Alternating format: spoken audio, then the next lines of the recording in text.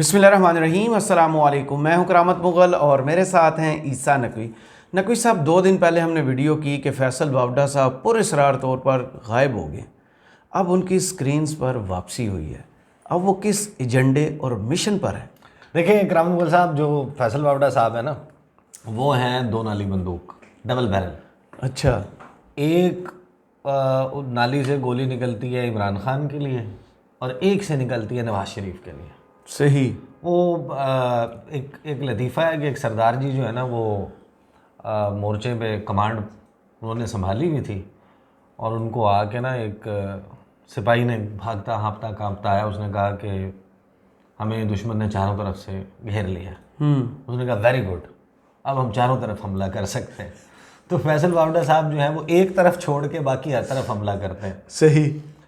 वो जो आए हैं ना, उन्होंने टेक्निकली जो काम किया है वो बड़ा दिलचस्प है।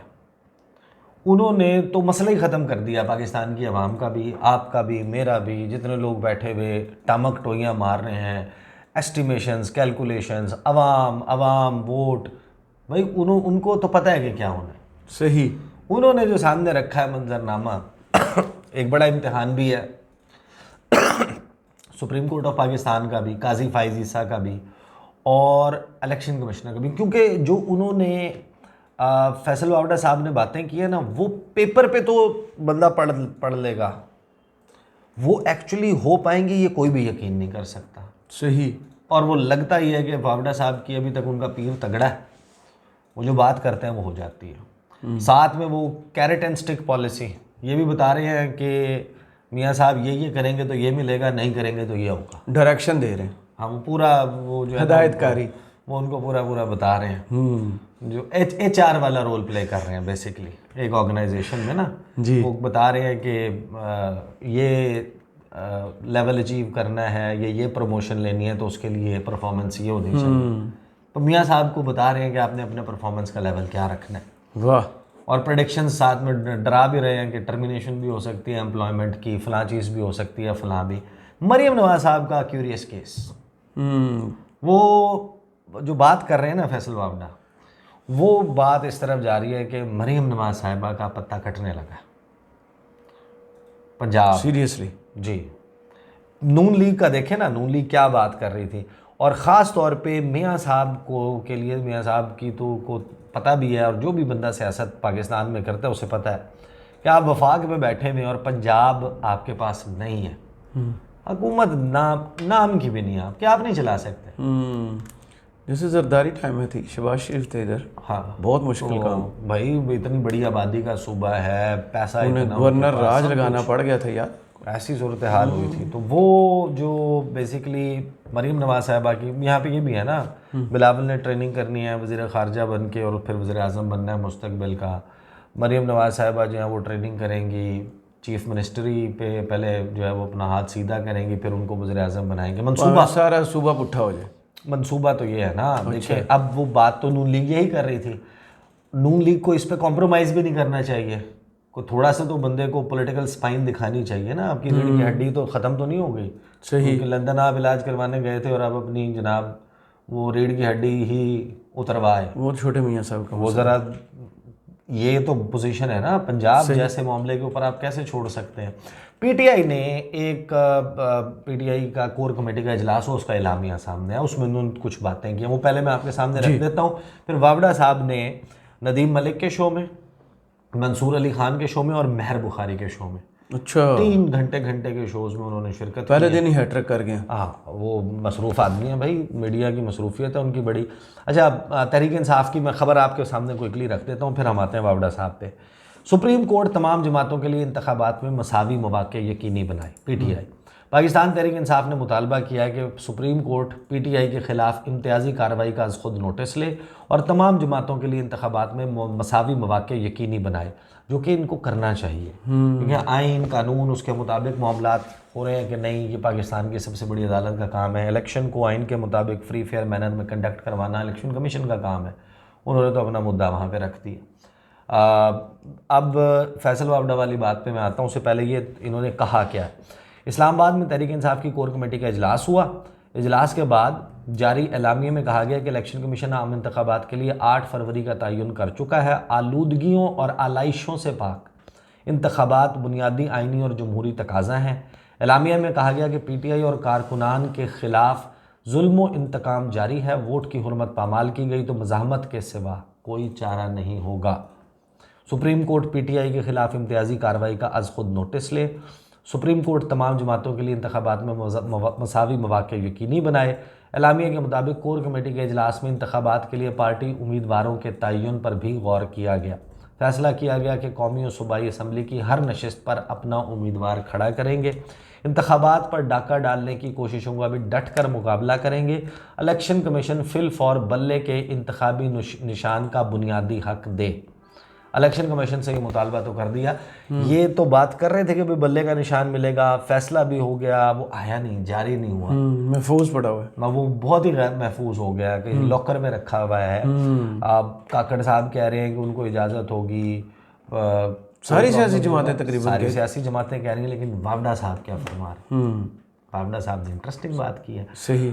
नदीम मलिक के शो में तो उनसे पूछा, नदीम मलिक ने पूछा फैसल वावडा से कि तो मुस्तकबिल इमरान खान का क्या है, फिल वक्त जेल है, मुझे तो यही लग रहा है, मुझे तो यही नज़र आ रहा है। उस पर वावडा कहते हैं जेल भी है, नाअहली भी है, मुझे इलेक्शन कंटेस्ट करते हुए नज़र नहीं आ रहे, मैं इसलिए डे 1 से ये कह रहा हूँ उनसे काम करवा दिया गया। नदीम मलिक कहते हैं तहरीक इंसाफ इलेक्शन के लिए बचेगी, मैं सोचता हूँ असद उमर भी छोड़ गया है, असद कैसर जेल में है, फवाद पकड़ा गया है, मुझे लगता है तहरीक इंसाफ इलेक्शन खड़ा होने की पोजीशन में भी शायद ना हो। उस पे वावडा साहब कहते हैं कि मलिक साहब मैं तो ये बात 11 महीने से कर रहा हूँ, अगर बैन नहीं भी किया जाता पार्टी को, बैन के अलावा भी ना कोई खड़ा होगा, ना निशान होगा, ना हाथ खुले होंगे। ओह। यानी कि वावडा साहब ने तहरीक इंसाफ का तो ये मामला बताया।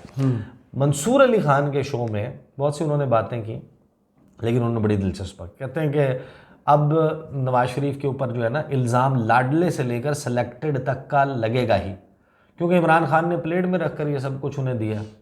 हवा चल गई है, ब्यूरोक्रेसी का रुख बदल गया है। मैं कह रहा हूँ कि मियाँ साहब IPP, खटक, आज़ाद, MQM, बाप, GDA एक हुकूमत बना देंगे माइनस पीपल्स पार्टी। अच्छा। आज़ाद का मेन रोल होगा, वो असल पुरजा होगा। यानी कि वो प्रेडिक्ट करें कि मियाँ मोहम्मद नवाज शरीफ, इस्तेहकाम पाकिस्तान पार्टी, परवेज़ खटक साहब की PTI पार्लियामेंटेरियंस, आज़ाद, MQM, बाप और GDA, ये हैं जो मिलकर नई हुकूमत बनाएंगे। अच्छा। अगली हुकूमत।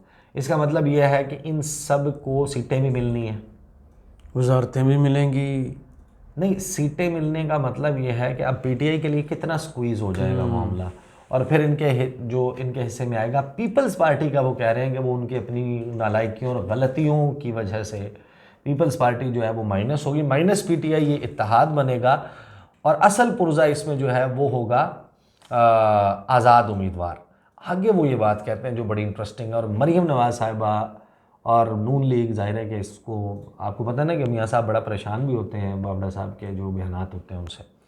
उन्होंने कहा कि जहाँ तक IPP की बात है, मुझे तो इसमें कोई दो राय नहीं है कि अगर अलीम खान CM बनता है, फिलहाल as we speak right now पल्ले री धेला ते कर दी मेला मेला। IPP के पास है क्या? IPP तो वो शेर फिर 2 साशे कबान। IPP तो आगे सिर्फ इस वक्त वो जो है ना वो ये शेर ही सुना सकती है कि घर में था क्या कि तेरा इश्क उसे गारत करता थी वक्त एक हजरत तामीर सो है। वाह वाह। है कि हमारे तो घर में कुछ था ही नहीं कि तेरा इश्क उसे गारत करता। वो तो साहब वो आ गया, वो जनाब उसने बस्ती में उसने कहा कि आग लगाएंगे खैमों से, ये निकलेंगे तो फिर इनका सामान लूटेंगे। सही। तो उसने कह दिया कि जनाब वो भाई साडा जुगल साड़न दी की लोड़ सी, साडे को तो कुछ है ही नहीं। तो IPP पेपर पे एग्जिस्ट करती है। IPP जो है वो बाइकिया से मेरा ख्याल है राइडर्स बुला के प्रेस कॉन्फ्रेंस में पीछे बंदे खड़े करती है। ये समा न्यूज़ पे एग्जिस्ट करती है। सही, फुल टाइम। हाँ नहीं, तल्लत हुसैन के तज्जियों में भी एग्जिस्ट करती तो वो समा ही है ना सर। और दुनिया न्यूज़ प्रॉपर कवरेज देते हैं एक एक चीज़ की। नहीं, आपने तो हसन निसार साहब से तारीफ़ें सुन रहा था उनकी, बड़ा उनके वो मैंने आपको पता ना, हमारे एक दोस्त थे उस दिन वकालत कर रहे थे, उनकी बहस कर रहे थे। मैंने कहा आपको नहीं पता, वो इस कौम को गाली देते हैं नहीं, और साथ ये भी कहते हैं कि ताली भी बजाओ ना। देखिए इस बात पे कोई वो नहीं है, वो मेहनत करें, आवाम में जड़ें बनाएं, वो करें, बिल्कुल उनका हर राइट है, एवरीबडी हैज। हसन निसार साहब की बात लेकिन कर रहे हैं, इस वक्त not a as we- political party. हाँ, नहीं, as we speak right now उनके पास सबको मालूम है कि कुछ नहीं है। अच्छा, आवाम की सपोर्ट नहीं है, जलसा वो कर नहीं पा रहे, शुगर मिले हैं कन्वेंशन और उसके ऊपर। अच्छा, वो कहते हैं कि अगर अलीम खान सीएम बनता है तो मैं तो उसको कहूँगा कि होना चाहिए। वो डूअर है, उसने ज़िंदगी में कामयाबी समेटी है और कामयाब लोगों को आगे आना चाहिए। जहांगीर तरीन भी कामयाब आदमी है, बहुत ही कामयाब है जो अभी तक नाहल है। हवा का रुख देख रहे हैं, बलूचिस्तान केपी में इत्तेहाद होगा, जनूबी पंजाब में आईपीपी और आज़ाद जीतेंगे। ये है जो उन्होंने बेसिकली प्रेडिक्ट किया है नेक्स्ट इलेक्शंस के हवाले से। अब आप ये अंदाज़ा लगाएं कि जहाँ पर मामला ये है कि अलीम खान और ये लोग कह रहे हैं कि जनाब जो कामयाब है ज़िंदगी में, कारोबार में, तो फिर आप मियां मनशा को बनाएं, आप मलिक रियाज को। इलेक्शन करवाने की ज़रूरत ही नहीं है। हाँ, टेक्नोक्रेट गवर्नमेंट बना लें आप। बनाएं भाई, जिस बंदे ने कारोबार में कामयाबी समेटी है, जिसने को दो को चार, चार को आठ, आठ अभी को दी हुई है ना मिनिस्ट्री, 16, 32, गोहर एजाज 64, साहब, 128। मोहम्मद अली साहब, आपको पता है कारोबारी शख्सियत हैं। नहीं ठीक है, लेकिन अब आप वो अवाम, क्या उनको अवाम ने नो नो नो, वो तो चूजन आईना है। पाकिस्तान चेंज करें, एब्रोगेट, कुछ क्या करें, मतलब कैसे करें? कामयाबी का ये आइन तो कुछ और कहता है। अच्छा, ये उन्होंने प्रेडिक्शन कर दिया, जिसका मतलब सीधा सीधा जो नज़र आ रहा है वो ये है, जिसका मतलब कि भाई मियाँ साहब जो है ना और मरियम साहिबा, उनके जो कैलकुलेशंस थी और वो जो करना चाह रहे थे वो अब चला गया पसे पुश्त। और दूसरी तरफ अब इसमें जोड़ तोड़ होगा अगर, और आईपीपी आपको नज़र आएगी कि जनूबी पंजाब में वो लड़ रहे हैं और नून लीग की उनके साथ एडजस्टमेंट हो रही है, सीट एडजस्टमेंट खैबर पख्तूनख्वा में परवेज़ खटक साहब से हो रही है। जो ये बता रहे हैं अभी तक, तो जो बता रहे हैं बाप वाला मामला, जीडीए वाला मामला, एमके वाला मामला, वो एग्जैक्टली जिस तरीके से वो कहते हैं ना कि स्क्रिप्ट से ना राइट हो रहे ना लेफ्ट हो रहे, इतना बेहतरीन अदाकार, यानी जो जिसने ऐसा रट्टा मारा हुआ है। 7 दिन तैयारी की है ना, फिर 7 दिन गायब थे, तैयारी करके आए। नहीं, मैं इनकी बात नहीं कर रहा, मियाँ साहब की बात कर मियाँ साहब तो खैर बहुत ही पुरानी तैयारी करके आए ना, 4 साल सिर्फ वो रेस्ट में। स्क्रिप्ट उन्हें याद है। अच्छा, मेहर बुखारी के शो में जो है उन्होंने सवाल किया, अब यहाँ पे आप देखें उसे का भी साथ में लगाते हैं। सवाल किया कि अगर नवाज शरीफ चौथी बार वज़ीर आज़म बन जाएं तो मुद्दत पूरी कर पाएंगे? कहते हैं कभी नहीं, सवाल ही पैदा नहीं होता। अल्लाह ताला ने कोई मौजज़ा, आंधी तूफ़ान, मौजज़ा हुआ तो 18 महीने 2 साल, वरना 12 महीने में पैकअप होगा। ना डॉलर संभाल सकते हैं, ना अहल निकम्मे हैं, अपनी जेबें भरनी होती हैं इन्होंने। एक पेट्रोल महंगा होगा, रोटी कपड़ा मकान महंगे होंगे, लोग चीड़ फाड़ देंगे। और अगर इमरान खान को भी मिला लेते हैं और इन सारी पार्टियों को भी मिला लेते हैं और कहते हैं कि चलो मुल्क संभालो, तो ये मुल्क का बिगाड़ करने वाले लोग हैं, हो ही नहीं सकता इनसे ठीक। वही तो कह रहा हूँ कि चीफ जस्टिस साहब, आर्मी चीफ साहब बहुत मजबूत बुनियाद रख रहे हैं मुल्क की, लेकिन उस पर कीचड़ की छत डालेंगे तो वो तो बह जाएगी, बदबू भी देगी। अगर आपने तजुर्बा करना है जमहूरी तौर पर, तो फिर हम सब चीखते हैं, फिर बाद में सब चीखते हैं जमहूरियत जमहूरियत। पीपल्स पार्टी को कहानी कुल मिला के मोल साहब ये है कि वावड़ा साहब की जो वापसी हुई है ना 6-7 दिन के गैप के बाद, वो 6-7 दिन गायब थे, मियाँ साहब ने शुरू कर दिया था अलाइंसेस बनाने वाला काम। अब मेरा ख्याल है कि जो मिशन है वो एक अप स्केल हो गया। सही, ये जो नाम फ्लोट हुआ है एक ऐसे बंदे का, अलीम खान का, और वावड़ा साहब की तरफ से नाम आना, सजेशन आना, उसको आप हल्का ना लें, ठीक है ना, वो मैटर करती है। अलीम खान साहब का नाम हमने जनरल बाजवा के नाम से मुंह से भी सुना, वो भी कहते थे कि अगर हमारी मानता होता, सुनता होता तो अलीम खान होता चीफ मिनिस्टर। सही, ये तो मैंने अपने कानों से सुना है ना, सही। मैं तो किसी और की बात ही नहीं। एक और बंदा भी था चकवाल वाला जिसको बहुत कोशिश की गई थी, नहीं नाम ही निकाली मेरे सामने जिसका नाम लिया, मैं उसी की बात करूँगा ना। एक बड़ी 150 बंदा गवाह भी है, 150 बंदा था उसमें, हम मौजूद थे, तो वहाँ पे उन्होंने ये तस्करा किया था। वो मुलाकात का कभी मुकम्मल किस्सा भी कभी सही, सुनाएंगे जब भी मौका मिला। जब गुमनामी में जाने वाले हुए तो याद करा देंगे। तो बहरहाल नहीं, देखें ये बावड़ा साहब जो है ना वो कर रहे हैं कि अलीम खान होंगे। अब अलीम खान का अलीम खान को खुद पता वो होगा राइट नाउ उनकी कॉन्स्टिट्यूंसी में ना जहाँ पर है वहाँ जो भी है वहाँ जाके ना सर्वे करा ले लोगों से, डोर टू डोर। कोई भी बंदा जाके पूछ ले ये बंदा जीत सकता है। मैं बताता हूँ ना, मैं लाहौर के इलेक्शन कवर करने का था, दामाद थे ये मियाँ महमूद रशीद के, जो सीट इन्होंने खाली की थी जहाँ से, वो इलेक्शन जीते थे पीटीआई वाले। आपको पता नहीं उन्होंने अपना कैंडिडेट फ्रंट मैन खड़ा किया था, कोई पूरा पैसा भी लगाया था, लेकिन जीत नहीं पाए।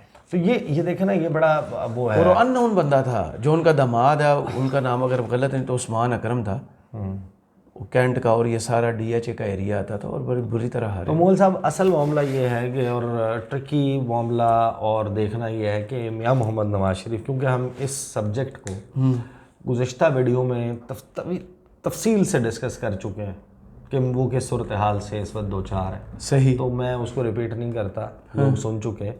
लेकिन मियाँ साहब और मरीम नवाज़ और इनके लिए अब एक बड़ी ट्रिकी सिचुएशन है कि उन्होंने यानी नाक से लकीरें लगवा रहे हैं, वोट को इज्जत दो, परे डाल दिया है, एहतसाब सबका सियासी कचरा चुनना है, हाँ, ये जो बासी बचा कुचा खाना है इसको खाना है। जिनके खिलाफ ये कहते थे इन्होंने मुल्क को तबाह कर दिया, जो दहशतगर्द है उनको गले लगाना है। हाँ, तो ये जिनको ये सब कुछ सुनवाते थे अब उनको साथ बैठाना हाय है। हाय हाय। और वो बावड़ा साहब का क्योंकि पीर तगड़ा, उनकी बातें पूरी होती हैं, तो मुझे तो उनकी बात फेंकने वाली नहीं लग रही। हो सकता है बिल्कुल आपको नज़र आए कि मियाँ साहब ये सब करें। सही, चलें, बहुत शुक्रिया ईसा नकवी, आपके तजिए का कमेंट्स बॉक्स में ज़रूर बताइए। ये वीडियो आपको कैसी लगी, इजाज़त दीजिए, अल्लाह हाफ़िज़।